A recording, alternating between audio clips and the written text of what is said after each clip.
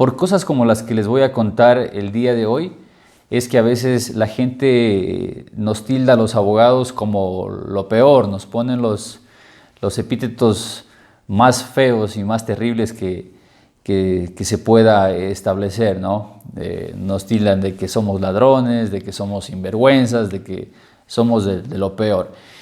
Y quizás es porque a la gente tiene malas experiencias con los abogados que contratan, y el caso que les voy a contar el día de hoy es uno de ellos.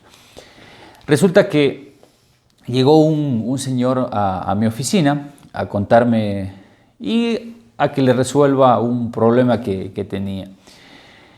Resulta que este señor en el 2014 tenía un terreno de 1000 metros cuadrados aproximadamente, y le había ofrecido vender una parte de este terreno a una señora. Y el acuerdo que habían pactado con esta señora era de que iba a hacer subdividir, en primer lugar, hacer aprobar por el municipio esa subdivisión, y que le iba a vender una parte de este terreno a esta señora.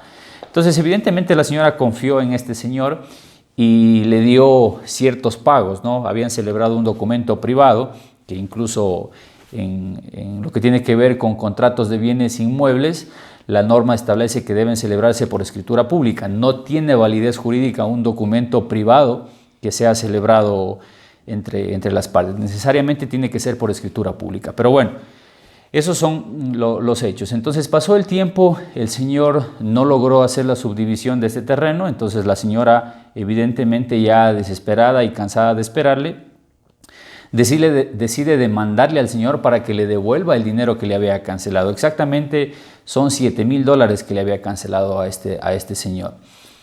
Entonces presenta la demanda y siguen el juicio respectivo, y la señora pues evidentemente tenía las de ganar.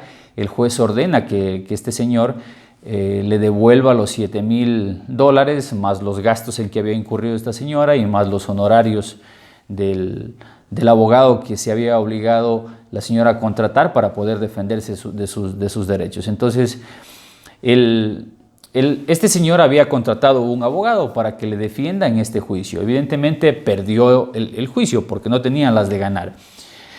Hasta aquí todo tranquilo, pero resulta que cuando salió la sentencia, el abogado le recomienda apelar. Entonces apelan de la sentencia para que jueces superiores, al juez de primer nivel o de primera instancia, o el que conoce en primer término el caso, estos jueces revisen la decisión de este juez de primera instancia y vean si es correcta o no es correcta. Pero en el transcurso en que se presenta la apelación, el abogado le recomienda a este señor, que en un acto yo lo considero pues de mala fe, le recomienda al señor de que venda la propiedad para evadir el pago de esta obligación que ya estaba en una sentencia en la cual el juez le disponía que pague estos $7,000.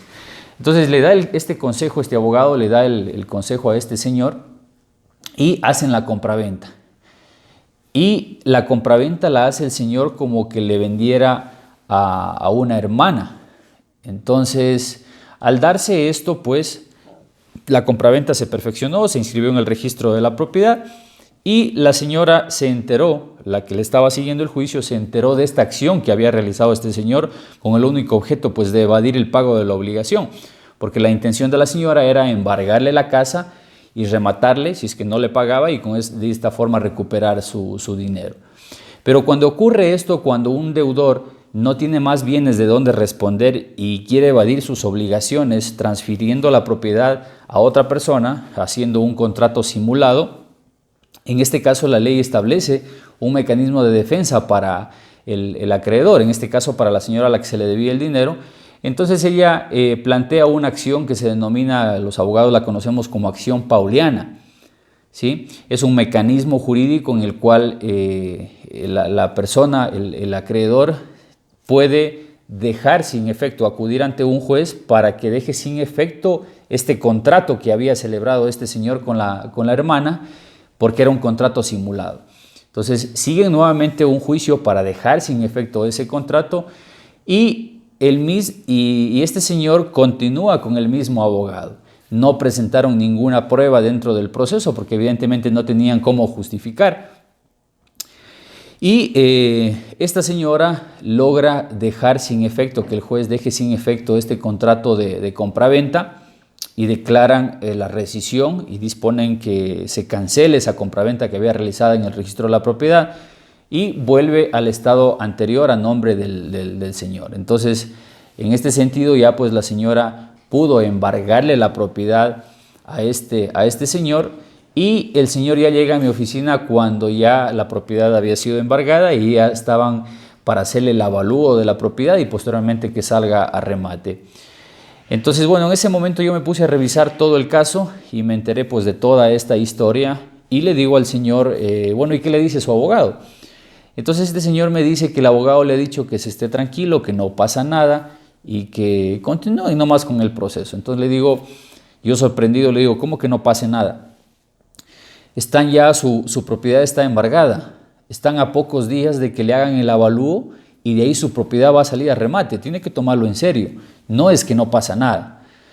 Entonces el señor me dice, bueno, dice, eso me dijo mi abogado, me dijo que me esté tranquilo y que no va a pasar absolutamente nada. Entonces le digo, no es así, mi señor, lo único que usted puede hacer aquí es pagar la obligación, pagarle a la señora porque evidentemente usted incumplió y tiene que pagarle a la señora.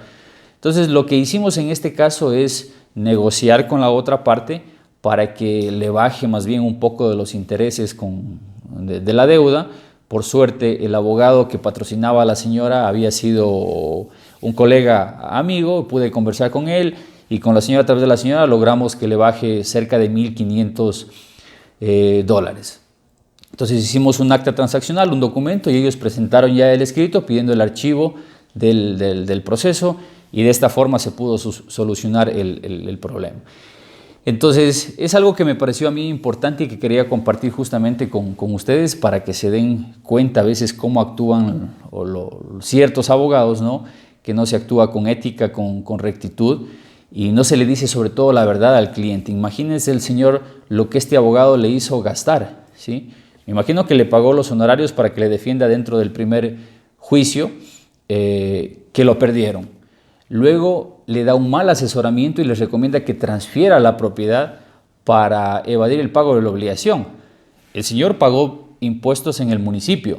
Me imagino que en esa compraventa se gastó siquiera unos $1,500 para que luego le planteen otro juicio, el señor le pague nuevamente otros honorarios a este abogado para que le defienda en el caso.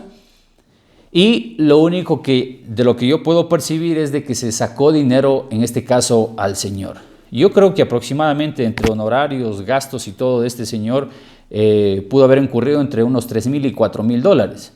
Esos $4,000 tranquilamente pudieron haberse aprovechado y pagarse la deuda a esta señora y se terminaba el problema. Entonces yo le decía al señor, pues cuando uno acude donde un abogado y uno ya desconfía quizás de alguna actitud y no tiene una certeza en este abogado, es casi como lo que a nosotros nos ocurre cuando vamos con un médico, ¿no es cierto? Si uno tiene a veces un problema de la columna, algún tema, y va de donde un médico, y el médico le dice, ¿sabe qué? Usted tiene que operarse inmediatamente y ya no hay cómo hacer nada, y la operación le cuesta $5,000, $10,000, qué sé yo. Entonces, ¿qué es lo que hace a veces una persona, no es cierto? Acudir donde otro médico.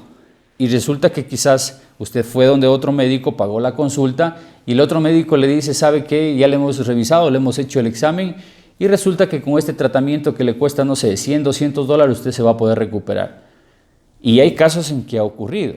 Ha habido un mal asesoramiento de parte del médico, se acude donde otro médico y este médico quizás con alguna cosa sencilla le puede solucionar su problema. Entonces, lo mismo ocurre con los abogados a veces cuando contratamos un abogado.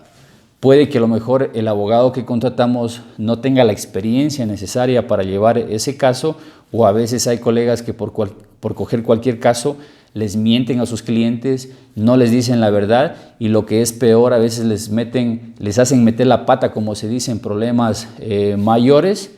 Y después ellos bien, gracias, y lo único que han hecho es recibir honorarios. Entonces, considero de que los abogados en este caso debemos actuar con ética, con profesionalismo y de esta forma recuperar el prestigio también de nuestra profesión que es tan bonito.